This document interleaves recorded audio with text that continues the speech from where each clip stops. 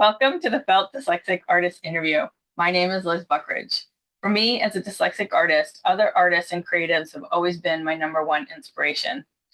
In these interviews, we talk with artists and creatives who share their stories, and we gain insight into their process from inspiration to art tips, career building, and more. We're so lucky to listen to the wisdom of Jodi Cutler today. I'm so excited to hear about her past and future projects and her insights on life as an artist. Hi, Jodi. Hi, Liz. Thank you for talking with us today.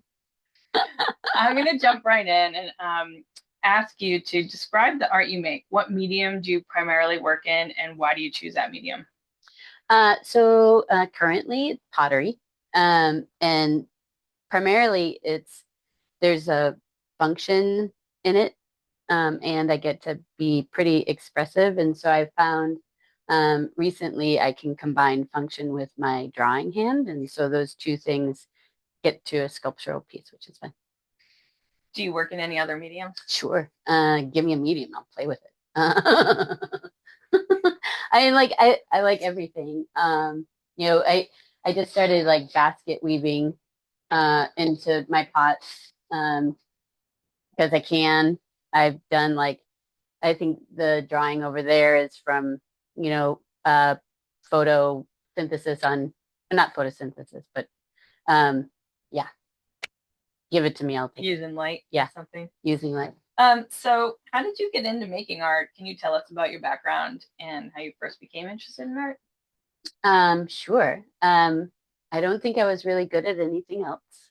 I definitely struggled in school, so I think a big portion of it was I also got recognized, but I was a really quiet kid and observant kid, and so I would just sort of like look at things and try to make sense of them, and then trying to make sense of them it was like a translation process. So I was drawing and translating. And so I think in general, like I've spent my time observing and then making something. How did you get into your specific style? What themes or subjects inspire your work?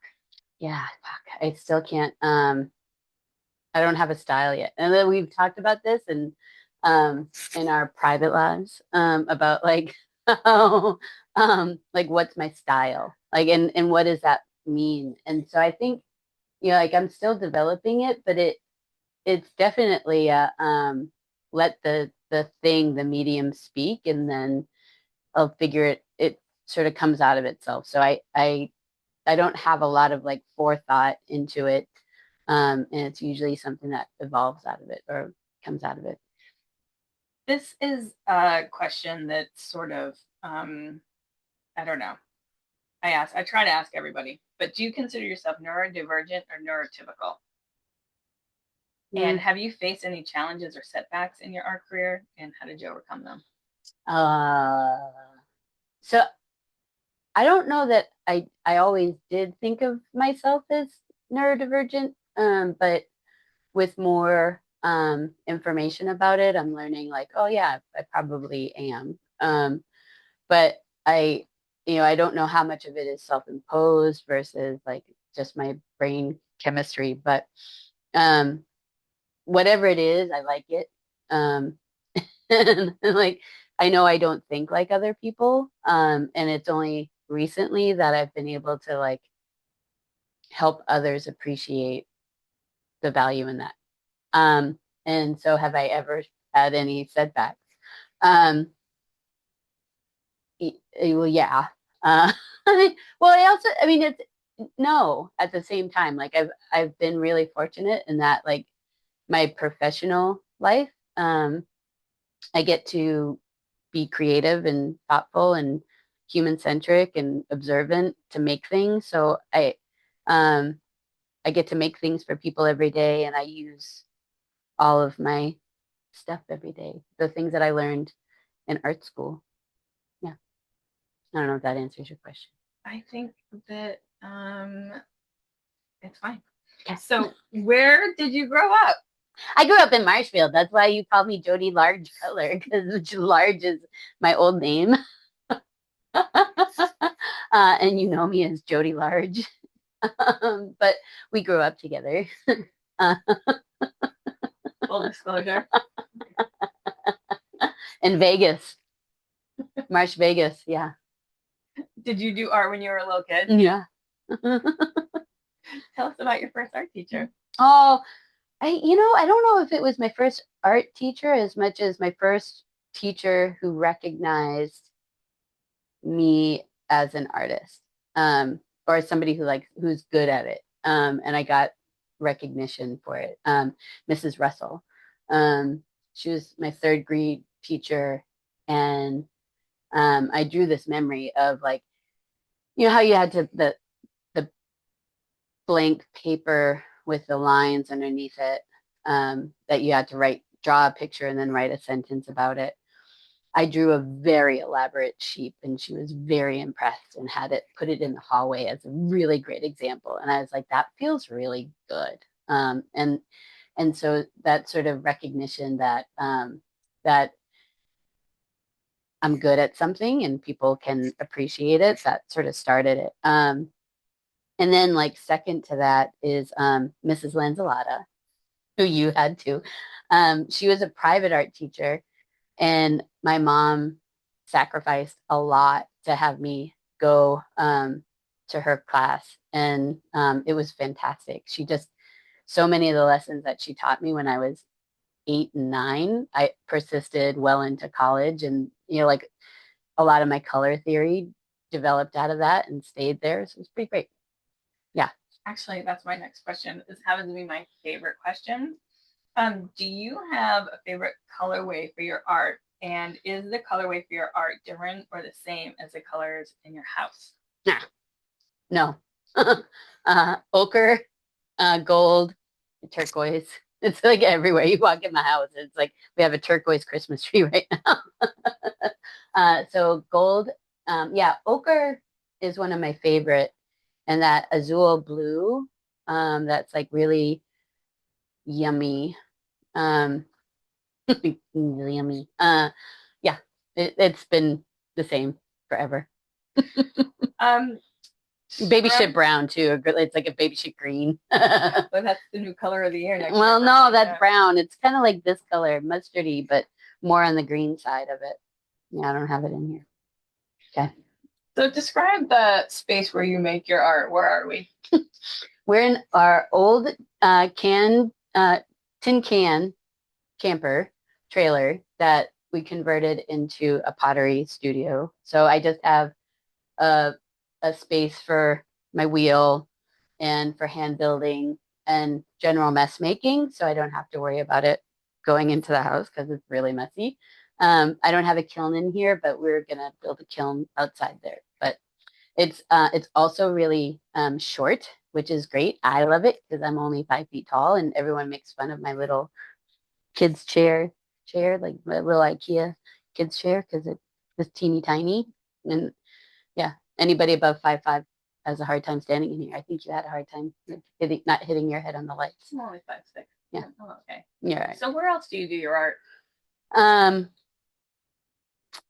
I also have belong to a studio, like a collaborative studio, in which we visited yesterday. That's where we do all the gas kilns. And it's an amazing community. I have like a really broad range of um, people that I get to talk to, and they're from all walks of life, and like I have my 80-year-old, crony friends and my like super young littles, and it's just really fun. Yeah. You also did a field trip over the. Oh yeah, yeah. I went to New Mexico to Taos to do a wood firing that was pretty transformational. It was really great. So out in Taos, well, not quite Taos, but yeah, fire is it's so primal. And so I've done like foraging where you forage for clay and you build pots, and then you put them in the ground and burn them, and they become these vessels that are here I have to get it. Um, like this is a foraged and fired pot that is a seed traveler. So like what folks used to do would put seeds in here and travel to places. And so they put a little like piece of wood that would stick in here. So it's like it's very functional, but it's really sort of beautiful and reflective of your hand. So no two peoples is really the same, which is kind of fun. Yeah. Yeah. Cool. How did your school system support your interest in art growing up? You talked a little bit about it so far, but what else? Who else? B, um, uh, Mr. Bodzanowski. He was really kind of special. I don't think I tried really, really hard in school. I wanted to to be good. I like always wanted to be good. Um, but I'm not smart. Or I mean, I'm smart, just not like in a conventional way. And it wasn't until I got my education degree that I realized like, oh, the system wasn't designed for me. And so the um, B had this really great art program in which he taught us a little bit of discipline, but also gave us a lot of space to just be, which was pretty remarkable. And as an educator, like that, like how do you do that? And so I spent a lot of time educating and thinking about like how do you give space and structure and you know freedom and rules. And there's this really great balance. I think we were really fortunate with that.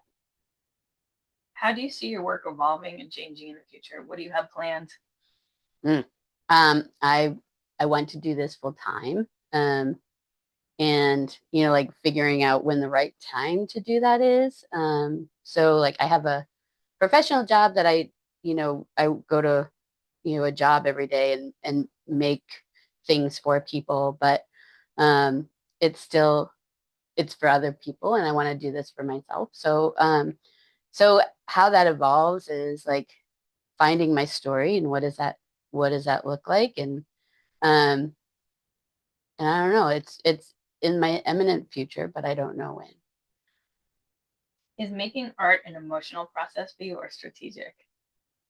100% emotional. Like there's no strategy. There's like ew, ugh, ugh, make a thing and then it's just like magic. And when I've tried to, like there's this really fine line and fine balance of like, and this is what I loved about wood firing. There is only so much you can control. Um, and and you have to really figure out how to give into the process itself so that it like you don't have some intention and then the fire is just like fuck you. I'm gonna do something that you don't want me to do. There'll be some other thing that's going to be right next to it that's going to change the chemistry, and so you can try to master that or just allow it to be a big part of like what goes into it, so that kind of magic. And so I choose to embrace the magic and the happy accidents of art making. So yeah, B taught us that happy accidents. Yeah. Can you walk us through your creative process from idea to finished piece? Is Mm. it possible? Um, I, I mean, I think there's usually like, you know, um, it's more about I just need to. Um, I just need to. Um, and I need to make stuff, whether or not it's functional or it's expressive. I think that just the making is I really need to. And if I don't, I get really like I it just my brain doesn't have time to process, and so it's this really wonderful affordance to shut up. And when I feel like I'm trying to control too much, I need to like stop and really give in to and be observant of the world and the things around me. And art affords that for me, making stuff. How do you combine the art you love to make and the art you sell? I hope that people like the things that I make. Well, it's there. Oh, it's about joy, right? Like, and it's about like what's the thing that makes me like giggle. So like everything needs to, like if I start making things that are um, just to commercialize it, then it's no longer the thing that brought me joy about it. And so what I really try to do is like um, find the joy and or what brings me sort of pleasures. Like I make these little bowls with little feet, and they're these little like creatures that have a personality, but mostly it's that it's really goofy, and so like I'm pretty goofy, and so there's like the little, I call them the army of me guys. I don't have any in here. Well, they're probably somewhere, but they're just like these little pots that have my hand and my personality. And so how do I put that into the world? And I guess that's maybe the thing that's kind of amazing. I don't have words to share with people about my intent and my heart, but I do have these forms and these shapes, and so I put those into the world. That's mine. I love that. How do people find your art to purchase? They have to come to Austin, Texas. Uh, because I have a website and it's not good, but it like sending pots to shipping pots is something that I've failed at miserably multiple times. So I try not to send it. You just have to come visit Austin, Texas. There you go. Um, can you share a recent project or piece of work that you're particularly happy about? Mm. Um, yeah, like there's um, so I made these. I mean, the trip to New Mexico is really special. I did a lot of these. There's something about I've been making these pots with semicircles that have this motion around them outside of it, and there's um, and I haven't figured out what draws me to these shapes and why they're like they're these add-ons to really functional pieces, and it makes them kind of non-functional but very sculptural. But anyway, so there's this really interesting um, juxtaposition and tension that exists between them, um, and when I was making them, I had some friends in the pottery studio who were like, that's going to catch the ash really well. And it's like, what does that mean? And so what I learned is like when the fire is happening for 3 or 4 days, like this is a 2,000-degree fire that is going for 4 days. And so there's just all this ash that's floating around in the space. And so having these little catch-alls did some super magic um, with that. So that was really, so I've been thinking a lot about that, like the glazing and the alchemy that happens. Um, how do I create these catches for it? And that's the water feature I showed you. There's um, those little semicircles, and I was hoping for more catches, because the glaze um, builds, and when there's a lot of it, it does kind of magical things too. So Didn't you fire those in a different kind of kiln yeah, than the other but it's ones? still gas. So it's um, so the pooling has like it'll have the same effect in combustion.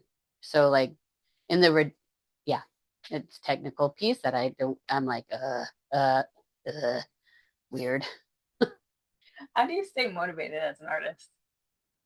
Just noticing with all this light, there's like all kinds of. We need to maybe do some repainting or something. Sorry. Like the two lights too good in here. I never noticed it. Shit. Wait, say that again. How do you stay motivated? um, I, I think it's a need. It's less of a motivation and more of a like I crave it. I crave it. And so I think the difference is like I'm not trying to this is so much, like the practice of it is about getting out the thing that I can't find words for otherwise. And I talk a lot in my job, and it like an opportunity to not talk. I hate talking. Just feel. Yeah. Yeah. Are there any other artists or creatives who have influenced or inspired your work? Yeah. There's a woman, Jennifer McGurdy, who's just, she's, I got to meet her this summer. Um, she lives out on the vineyard, but her work is in the Smithsonian. Um, she's, so porcelain is a incredibly difficult um, material to work with. And she's figured out how, and it like warps and twists when you don't want it to. And so what she's figured out is how to help it morph and twist in a way that is incredibly organic, um, and magical. Um, yeah, and it's just stunning. And so she's lovely. Yeah. So her, a couple of other folks. There's a woman who is our, like, one of our studio techs, but she also teaches. Her work is just super special in this, like, um organic. I'll give you her info and like the Instagram. Yeah, we'll put it in the show Yeah, notes. yeah, yeah. What advice would you give to an aspiring artist looking to pursue a career in the arts?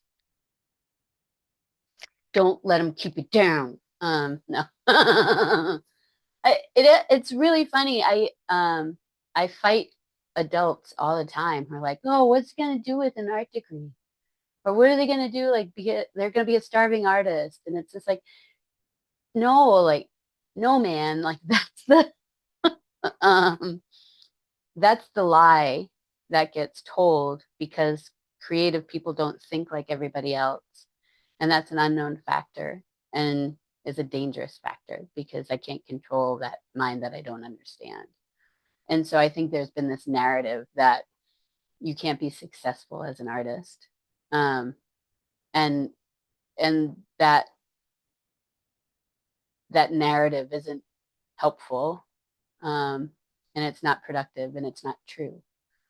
Um, we have lots of people who make art, and it's, some people make a really great living off of it, right? Like, there's plenty of examples of that. And so I think it's just so what I tell them is like, don't believe the hype, right? Like, don't believe the lie, and it is designed to keep you away from it, because we don't know how to deal with artists. So yeah. What is your favorite book, movie, song, or podcast, or any one of those things, or top five of all of those things? Yeah. However you want to answer that.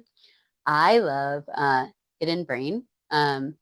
It's a podcast. Bankar Shalantam is the host, and it's really about the psychology of everyday and our behavior. And so I have always loved, like, motivation and understanding, like, what drives us. And so that curiosity around it is always explored, and it's really fun. My favorite book is Geek Love. I don't know why. Like, I read it like over and over and over again, and it's just about a weird, like, circus family. I don't know. And my favorite movie is Auntie Mame. Life is a banquet and some poor suckers are starving.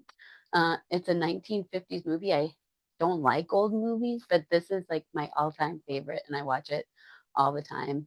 And she stepped on the ball. It's dumb, but it's great. It's really about, like, like loving the people who you have around you, and not being afraid of what you don't know. It's pretty great. Song? But yeah, the radio. I like the radio. KUTX. It's I like, well, KUTX and KCRW. I still listen to that's a Los Angeles radio NPR station, and I listen to them both. They're just incredible radio programming. Yeah, it's great. Is there a book that you recommend over and over again that's different than? Yeah. Transitions. It's a book about change and making the space. So like if change is the physical manifestation of something, a transition is the emotional. And so like yoga, there's always a pose that helps you move into the deeper pose. And so how do you create the space for change to occur? And so people don't people love change is another falsification. It's when change is put on them. And so how do you either create the space for that change and that to occur in that transition? So it's a really great book. Hmm. I think I buy that like at least once a month for people. What do you want to talk about that I didn't ask? Why did you do this? Um, I wanted to hang out with artists. That's cool. That's fair. I mean it's such it's so good. I think there's I don't know that um I really believe like there's people are trying to, like keep it down. Like Not me. yeah, but I mean make it more approachable. Yeah. Yeah, Yeah. I agree. Yeah. I think local artists make the world go round, personally. I agree. Yeah. Well, thank you so much, Jodi, for letting us into your studio today. I felt inspired for sure. I always feel inspired about it too. Every time I talk to you. And much love. Yeah. And we'll see you next time. Yay. Yay.